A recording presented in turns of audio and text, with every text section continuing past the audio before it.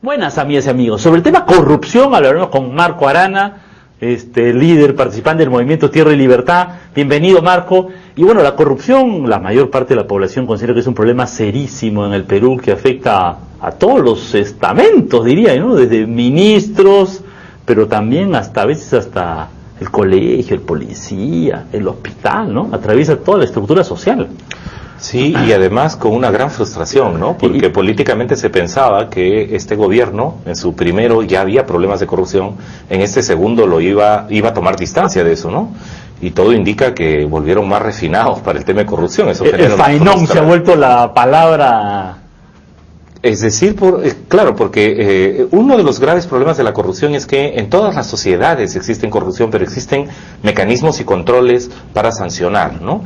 En Italia hay terrible corrupción, es uno de los países más corruptos a nivel mundial, y sin embargo un juez puede mandar a un primer ministro a la cárcel, ¿no? Claro. En cambio aquí un juez tiene que mandarlo a su casa a uno que hay todos los indicios o de que efectivamente hay gran corrupción y que llegan a las más altas. Felizmente Fujimori está en la cárcel y él ha admitido incluso, ¿no? Él ha dicho, sí, efectivamente, allá no es verdad, yo fui corrupto, digamos, ¿no? Ahora quiere decir que es una... pero la verdad es que lo ha dicho, ¿no?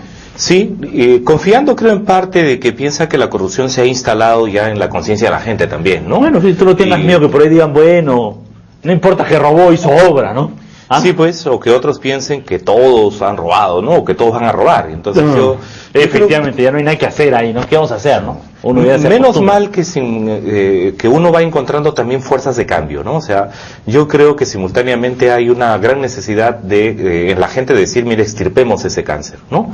Y eso que no toda la población tiene conciencia de cuánto le cuesta la corrupción al país, ¿no? Los estudios de transparencia hablan de un equivalente de 4% del Producto Bruto Interno, ¿no? En corrupción, o sea unos 5.000 millones de dólares, digamos, harta plata, cada año, ¿no? Así es un montón de dinero, ¿no? Por supuesto. Y si eso va de la mano, por un lado, con las grandes inversiones, ¿no? Recordemos que según Transparencia Internacional, los países con mayor cantidad de recursos naturales son los más propensos a corrupción. Bueno, aquí está muy claro la compra de las empresas mineras y petroleras a medios de prensa, Petroaudios, Chuponeo, no se detienen en nada, digamos, ¿no? Sí, y otros esquemas más sutiles. A ti te tocó lo tuyo también, ¿no? Bueno, sí, efectivamente, Forza, Bienestrac y cuanto había estaban detrás de nuestra cabeza y, por cierto, los medios de prensa en Cajamarca te habrán echado lodo, pero con ventilador, digamos. Sí, o ahora mismo que andan señalando que Tierra y Libertad ya estaría financiado por algunas mineras o cuánto nos van a dar, en fin, ¿no? O sea, hay un manejo sucio de la prensa, como en las peores épocas de Fujimori. Claro, ¿no? Que trata de, pues, poner todo en duda, ¿no? Echar por tierra toda confianza, ¿no? Todo es dudoso, ¿no? Sí, es parte del sistema que permite que la corrupción persista y se reproduzca, ¿no? Entonces yo creo que lo que hay que hacer es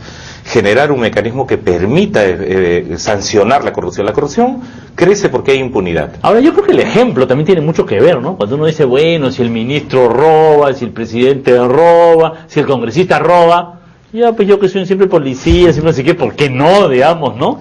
¿Ah? Sí, bueno, y ahí creo que tocas un punto importante, porque una de las expectativas que Tierra y Libertad desata en la gente, incluso en la gente joven que todavía no ha votado y que va a votar por primera vez, dicen, bueno, el tema de ética y política.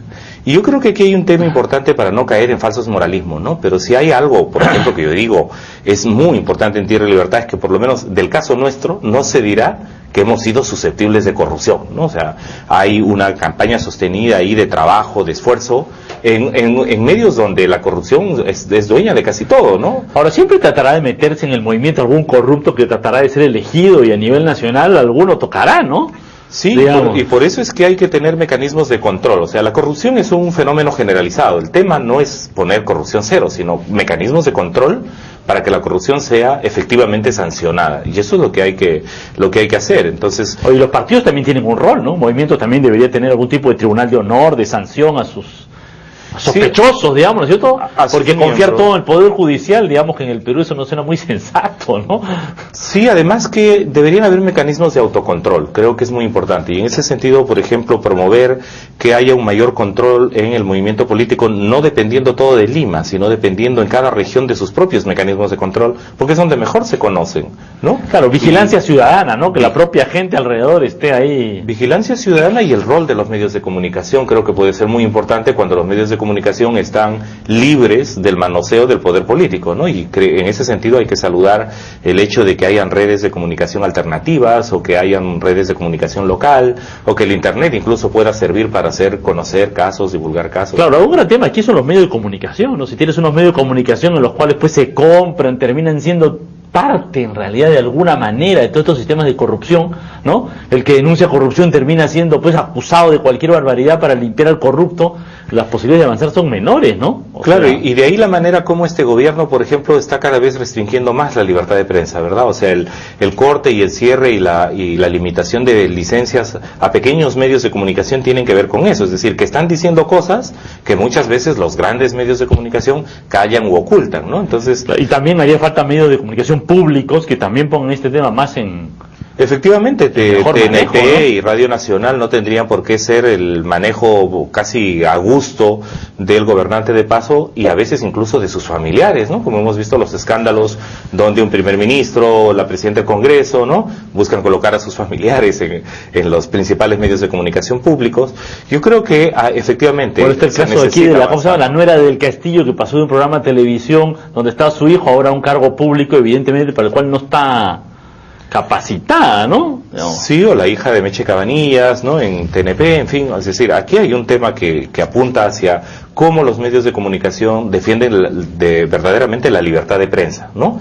Y claro, los medios de comunicación públicas tendrían que jugar un rol especial para que en el país haya más transparencia, más credibilidad y más esperanza también, ¿no? Bueno, muchas gracias, Marco, muchas gracias, amigos, hasta la próxima. Bajo la Lupa. Visite nuestra página web www.bajolalupa.net. Cualquier información, comuníquese a prensa@bajolalupa.net.